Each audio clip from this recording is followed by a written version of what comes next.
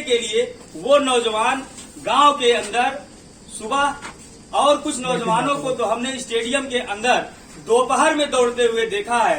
वो कहते हैं कि दोपहर में दौड़ने से और ज्यादा हमारी दौड़ मजबूत होती है। आप समझिए इस धूप के अंदर बस स्टेशन से यहाँ तक आने में हमारे पसीने छूट गए। फौज की तैयारी करने वाला लड़का जो मिनट देख करके दौड़ करता है, उससे आप पूछिए। आज ये 3 साल हो गया है, इस सरकार ने सेना के अंदर भर्ती प्रक्रिया को पूरी तरीके से बंद कर रखा। इनकी मंशा हम लोगों को नहीं पता चल पाई। हम लोगों को लगता था कि ये कोरोना का समय चल रहा है और इस समय के कारण ही सेना की भर्तियों को रोका गया।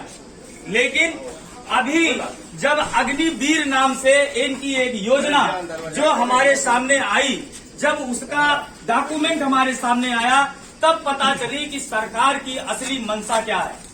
आपने देखा होगा कि ये सरकार जो मौजूदा सरकार है केंद्र की, इसने नौकरियों के लिए बार बार हमको ये बताया कि सिर्फ सरकार की नौकरी करना यानी सरकारी नौकरी करना ही नौकरी नहीं होता। हमने अपना जनप्रतिनिधि चुना, इनको सरकार बनाया और इनकी सरकार आज केंद्र और उत्तर प्रदेश की सरकार जो है काम कर रही है। भारतीय जनता पार्टी की सरकार चुनने का काम हमने किया और जब हम सरकारी व्यवस्था में शामिल होना चाहते हैं तो ये कहते हैं कि सिर्फ सरकारी नौकरियों को ही आप नौकरी क्यों मानते हैं? क्यों मानते हैं आप सरकारी नौकरियों को ही? तमाम नौकरियां हैं, प्राइवेट नौकरियां हैं, आप जाइए और वहां नौकरी करिए। और जब प्राइवेट नौकरी की बात आती है तो आप सभी लोग अच्छी तरीके से जानते हैं कि जो भी प्राइवेट नौकरियां हैं उसमें जो उसका मालिक होता है उसकी ही मनमानी वहां पर चलती है। वो चाहेगा आप उसके यहाँ नौकरी करेंगे, वो चाहेगा आपको धक्के मार करके निकाल देगा। और इसी से मिलता जुलता सेम है ठेका प्रथा और संविदा प्रथा। आप जानते हैं कि संविदा की नौकरी में एक कॉन्ट्रैक्ट होता है, उस कॉन्ट्रैक्ट के तहत आप अपनी यूनियन नहीं बना सकते हैं, आप अपनी मांग को सरकार के समक्ष नहीं रख सकते हैं। ये जो सबसे बड़ी दिक्कत है संविदा की, ये सरकार इसी प्रकार की भर्ती हिंदुस्तान के अंदर सबसे ज्यादा करने का काम कर रही है। सेना एक बहुत बड़ी चीज है। हिंदुस्तान भारतीय सेना पर नाच करता है और कोई भी देश अपनी सेना पर नाच करता है क्योंकि उसकी सेना ही है जो बाहरी दुश्मनों से अपने देश की रक्षा करता है। लेकिन मौजूदा समय में हम लोग देख रहे हैं कि इन्होंने एक नया फंडा लाया कि हम भारतीय सेना के अंदर अग्निवीर योजना के तहत 3 साल की संविदा पर छात्रों को, अभ्यर्थियों को रखेंगे। 3 साल हम ये देखेंगे, ये चेक करेंगे कि आप सेना के लायक हैं कि नहीं हैं, आप सेना में काम करने लायक हैं कि नहीं हैं। ये 3 साल ये चेक करेंगे और 3 साल चेक करने के बाद ये आपकी योग्यता और अयोग्यता को चेक करेंगे और आपको आर्मी की भर्ती से बाहर करने का काम करेंगे। ये जो मौजूदा जो सिस्टम है, ये सिस्टम सिर्फ और सिर्फ आपको परमानेंट एम्प्लॉय ना बनने देने के लिए है। आपको जिससे कि पेंशन ना मिल पाए उसके लिए है।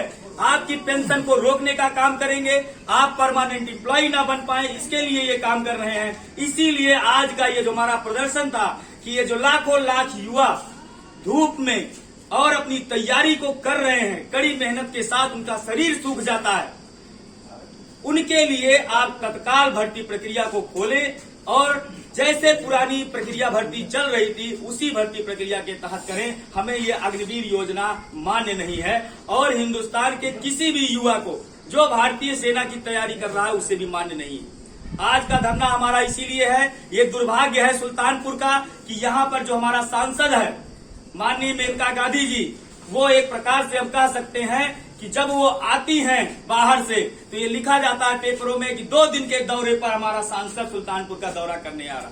क्यों चुनते हैं हम लोग ऐसे सांसदों को? और उनका एक पीआरओ है, उनसे बातचीत भी हुई कि आइए और आप ज्ञापन ले लीजिए। अभी तक वो टेलीफोन पे लगे हुए। या तो इस संख्या को बढ़ा करके 250, 300, 500 करके और यहाँ पर ताला जड़ने का काम किया जाए, इसके बाद हम अराजक बन जाएंगे। सामान्य तरीके से यहाँ पे आए, उनसे फोन से बातचीत किया गया है और तमाम लगभग 1 हफ्ते से ज्यादा समय से एलआईयू से लेकर के तमाम लोगों को बार बार कार्यालय पे आकर के वो लोग हमसे पूछ रहे हैं कि किसको ज्ञापन देना, उनको बताया भी गया है। इसके बाद ये व्यवस्था आएगी। एक पन्ने का ज्ञापन लेने का इनके पास समय नहीं।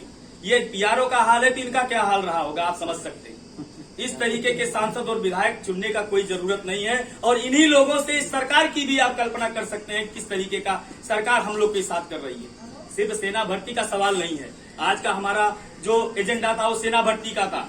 आपने देखा दरोगा भर्ती के लड़के कह रहे थे हमें इसमें जो है इसमें शामिल कर लीजिए, और इसमें शामिल कर लेंगे तो हम लोग भी इस कार्यक्रम का हिस्सा बन जाएंगे। दरोगा की भर्ती भी अभी तक पूरी नहीं की गई है, शिक्षक भर्ती भी पूरी नहीं की गई है।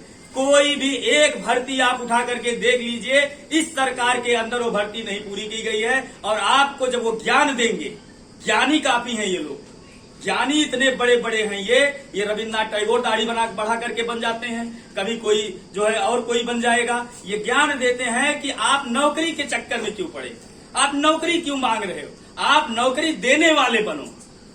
अगर हम नौकरी देने वाले बनेंगे तो हम तुमको क्यों चुनेंगे, फिर हम लोग को चुनने वाला काम भी बंद कर देना पड़ेगा। ऐसे लोगों को फिर चुनने की कोई जरूरत नहीं। अगर हम सरकारी नौकरियों में नहीं जा सकते तो हमें सरकारी सरकार चुनने की भी आवश्यकता नहीं रह जाएगी। ऐसे लोगों को तो बिल्कुल नहीं।